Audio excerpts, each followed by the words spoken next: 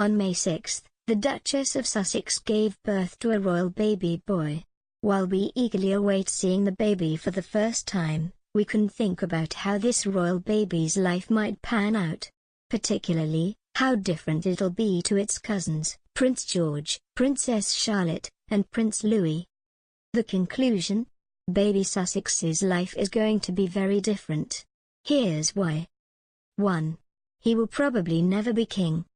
When Prince William and Kate Middleton announced they were expecting their first child back in 2013, the excitement was palpable because it meant the arrival of the future king or queen. But despite the fact that Prince Harry is every bit as royal as his brother William, the birth of Harry's first child has nowhere near the same consequences for the British throne. Prince Charles is currently first in line to the throne, being Queen Elizabeth's eldest child, and is closely followed by Prince William. While Harry had been in third position all his life, the arrival of Prince George, and then Princess Charlotte, and then Prince Louis, shunted him down several places. Prince Harry currently stands at sixth in line to the throne, with his new baby boy slipping in there ahead of Prince Andrew in seventh. And as you can imagine, being that far down the line of succession means it's pretty unlikely the new royal baby will ever be crowned king or queen. For that to happen, something terrible would have to happen to George, Charlotte and Louis, before any of them have any children. 2. He won't be a prince. This one might shock you. Because if William's 3 children are princes and princesses, what makes it different for Harry's future offspring? Well, here's the thing. Louis and Charlotte weren't actually meant to have the title prince and princess. It's all to do with an archaic rule made by King George V in 1917, who wanted a slimmed-down monarchy. In a decree, he ruled that when it comes to the monarch's great-grandchildren, only the eldest living child, that's George, of the oldest living son, William, of the monarch's oldest living son, Charles, should have the titular dignity of prince or princess prefixed to their Christian names.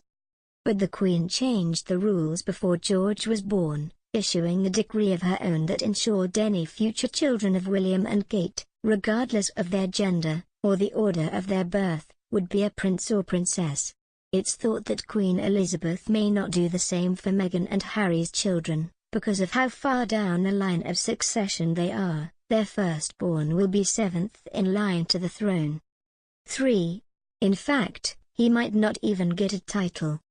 Meghan and Harry's baby boy will automatically inherit the title Earl of Dumbarton, which is one of the official titles Prince Harry received on his wedding day.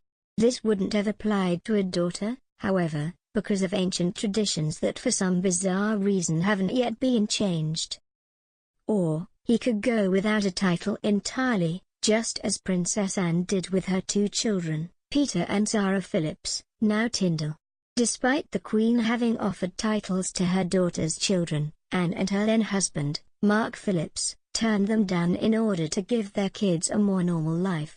Speaking to The Times in 2015 about the decision, Zara Tyndall said, "I'm very lucky that both my parents decided to not use the title and we grew up and did all the things that gave us the opportunity to do."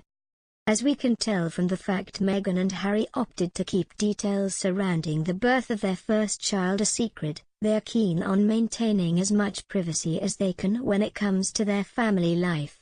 For that reason, they may also opt to have their children go without a title so they can raise them in a slightly more ordinary way.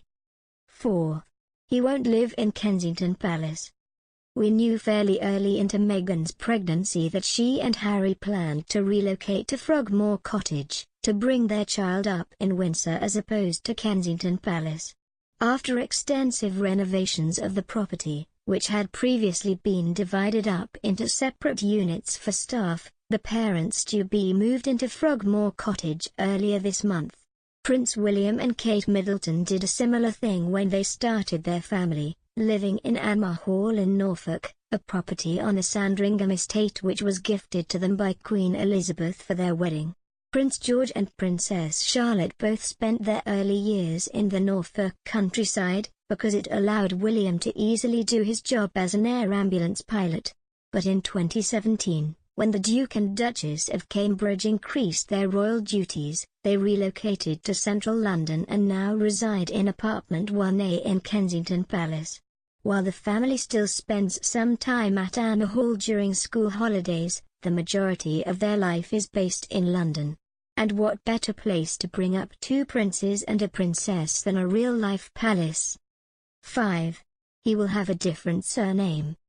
Despite their dads being brothers, the royal cousins will have different surnames to one another.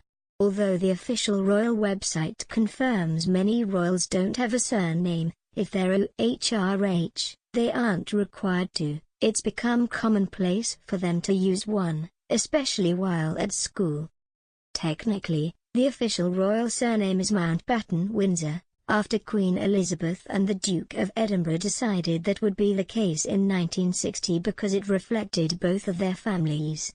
However, over the years a pattern has emerged, which sees members of the royal family assume a surname in accordance with their parents' title. Prince George, for example, is known at school as George Cambridge, and his siblings Charlotte and Louis will be the same. Growing up, Prince William and Prince Harry went by the surname Wales. Reflecting Prince Charles' official title, the Prince of Wales, Princesses Beatrice and Eugenie have adopted the surname York, because their father, Prince Andrew, is the Duke of York. You get the pattern.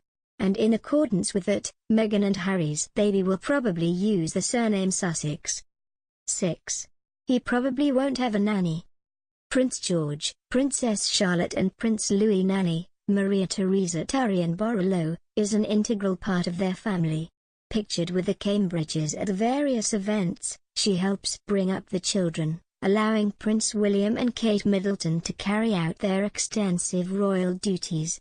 Maria was hired the year after Prince George was born, after his first nanny, the one William and Harry had growing up, Jessie Webb, retired. But according to royal expert Katie Nicholl, Meghan and Harry don't plan to welcome a nanny into their family anytime soon.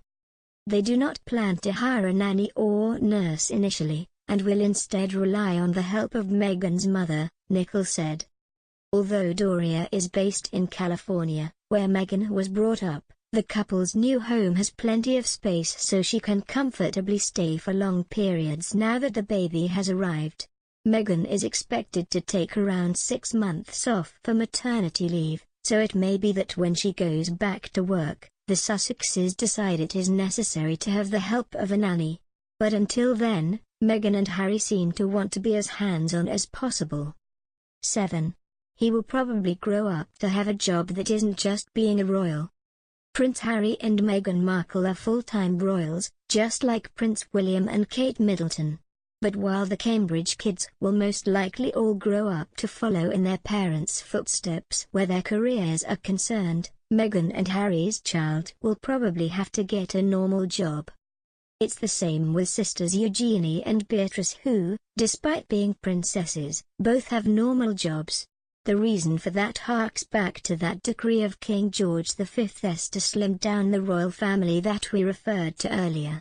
There's only so much money in the sovereign grant, the tax-funded kitty given annually to fund the Queen in her official duties, to fund working royals, so the monarch needs to be choosy about who's a full-time royal and who isn't. Princess Beatrice works for a US-based technology company called Affinity, while Princess Eugenie is Associate Director at London Art Gallery, Hauser and Wirth. Despite these jobs, both sisters serve as patrons of various charities, however this is a choice of their own as a result of their platforms, and not as part of any official royal duty.